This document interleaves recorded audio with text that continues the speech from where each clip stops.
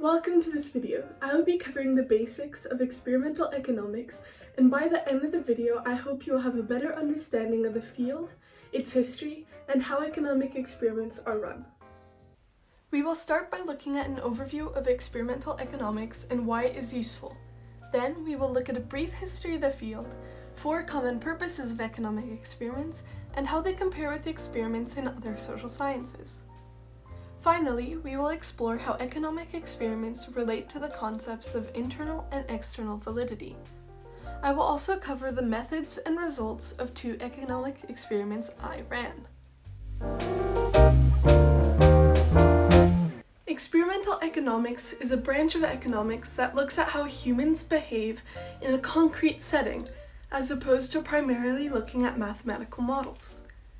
Experimental economists try to create simple theories which explain and predict behavior of a large number of people in different situations. Experimental economics looks at how markets function like they do and can also branch out into topics such as game theory or intersect with subjects such as psychology to form behavioral economics.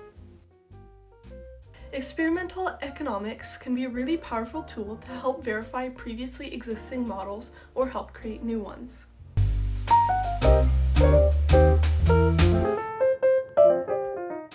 Experimental economics is a relatively recent development to the field of economics.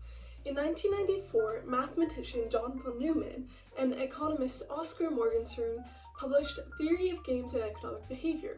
This started game theory and boosted behavioral economics. In the next decades, many universities and large think tanks, like the RAND Corporation, started funding research projects in experimental economics. This helped it grow. In 2002, the Nobel Prize for Economics went to an economist and psychologist who worked on experimentation in economics and behavioral economics, which established these parts of economics as a true branch of the field. Advantages of economic experiments are now much more widely recognized, and the field is continuing to grow. It is also becoming more acceptable to use methods more commonly used in other social sciences, such as experimental psychology.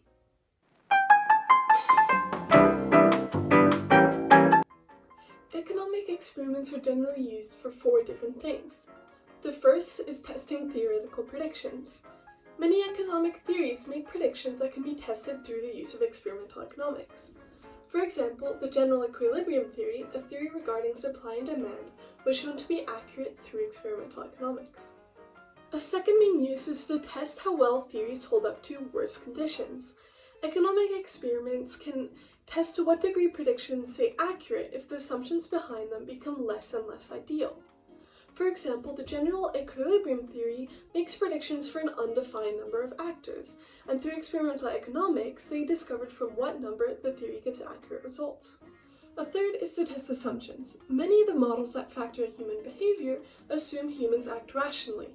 These assumptions can be tested and improved upon through the use of experimental economics. In fact, the experiments I will present later in this video explore this concept. An example of this is the branch of behavioral economics. Behavioral economics generally looks at improving the assumptions behind larger theories by researching how humans behave in different situations. A fourth and final use of experimental economics is to find what are called stylized facts. A stylized fact is a term used in economics to refer to findings that are so consistent they are accepted as truth. Experimental economics can be used to look for the repetition of behavioral patterns that can then be integrated into new or past theories. For example, one could test how markets function by looking at behavior patterns of a smaller amount of people.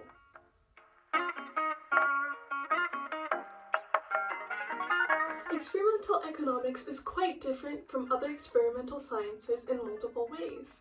We will cover 4 main areas in which experimental economics differs, specifically compared with psychology.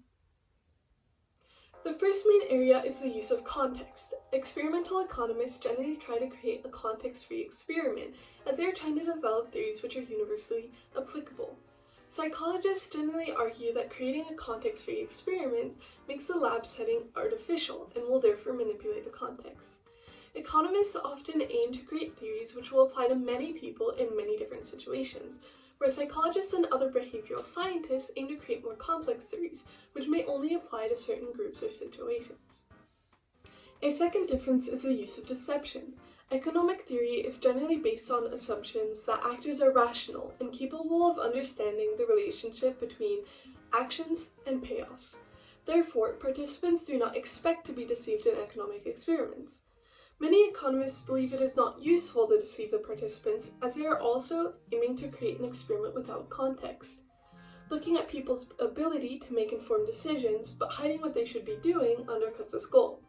Psychologists often use deception, especially because they are dealing with experiments with specific context, where deception may offer valuable insights. A third way in which economic experiments differ from others is the use of incentives or compensation.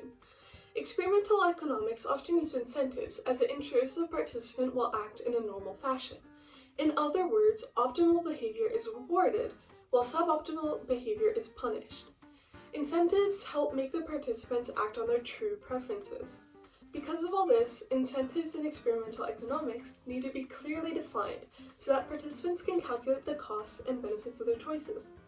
Psychologists tend to believe that in the real world, costs and benefits are not as clearly defined, so participants are usually given a fixed sum independent of their decisions.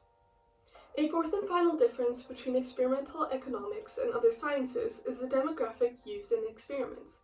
Economists usually recruit paid volunteers and add in their incentives, where psychologists rely extensively on undergraduate psychology majors, particularly in the US. Next, we will look at internal and external validity and how they relate to experimental economics. Internal and external validity are important terms. Internal validity can be defined as the degree of confidence that the causal relationship being tested is trustworthy and not influenced by other factors or variables. Essentially, is the relationship only impacted by what you want it to be? External validity is the extent to which results from a study can be generalized to other situations, groups, or events. Experimental methods are known for scoring high on internal validity. This means that the researchers can be relatively certain that a cause and effect relationship actually exists. Internal validity is quite important in experimental economics, as economists aim to predict human behavior when faced with incentives. However, economic experiments are generally weak on external validity. This is not a huge problem, as it is usually accepted that the assumptions underlying economic theories can be imperfect as long as they have predictive power.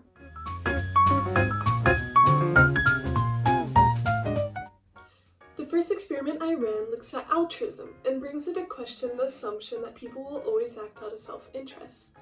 It is called the dictator game and is run in the following way. To start, pairs are chosen at random and one student per pair is selected to be the dictator. The chosen student is given a certain amount of wrapped candies. I then explain how the game works. The chosen student has the full amount of candy and can choose how to split it. They can either take it all, give it all away, or any other combination of their choice. I write down their choice, take the candy they decided to give to the other person, and then distribute it. The next experiment is called the ultimatum game and expands on the dictator game by bringing in the concept of perception of fairness. It uses the same idea of pairs, with one person choosing how to allocate a certain amount of candy, but this time the other person has the option to refuse the offer. It is run and closed the same way. Pairs are chosen at random and one student per pair is also selected at random to be the proposer in this case. I then explain the experiment. The student who will be given the candy can split it in any way they want, but the student they are paired with can decide that if they didn't think it was fair enough, they can reject the offer for both of them. The results of my experience show that humans do not always act directly in their own interest when presented with incentives. My first experiment, the dictator game, brought into question the assumption often used in economics that people will act rationally, or try to maximize their self-benefit when presented with incentives. The following graph shows the number of candies given away out of 6 against the number of people that chose that option. The majority of individuals did not actually keep all of the candy, but rather gave a certain amount away. Most participants did not give any more than half, but a fair amount of people gave half or close to half. One person gave away all of the candy. However, when running the experiment, they remarked they did not like candy. Therefore, we can remove them as the incentive wasn't a true incentive for them. Overall, it appears the results form a distribution graph that is skewed left. I did my best to minimize social pressure by keeping the dictator anonymous and asking individually, so this helps reinforce the idea that altruism exists even within an incentivized setting. In conclusion, my first experiment shows that individuals are not completely rational in maximizing their own self-interest when asked to dictate a transaction. My second experiment looked at whether participants' behavior changed when the other person had the opportunity to refuse the offer and take away the incentive for all involved. In this setup, no participant took all of the candies, but there are also less people giving away more candies. We can see that most individuals no longer took the most selfish options in anticipation of being punished by the receiver. However, we also find they are less generous. This is perhaps a reflection of the idea that the other person is no longer helpless, and they can almost be viewed as an opponent. This graph forms a more centered distribution graph. Thank you for watching this video, and I hope you learned something interesting about experimental economics.